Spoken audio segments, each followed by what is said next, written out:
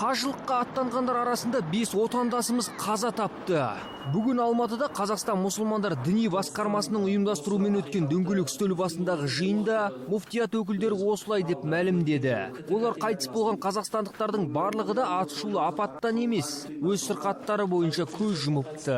Еске сала кетсек, биылғы жылғы қажылық сапарына 4600-ге жуық жерлестеріміз аттанған еді.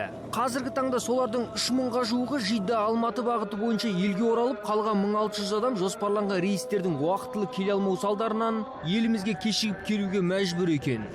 Биылғы қажылық үлкен қайғылы жағдайлармен басталды. Себебі біріншіден қажылық маусымының басталар сәтінде кран құлады, қаншама жүздеген адам опат болды. 5 қажымыз қаза тапты.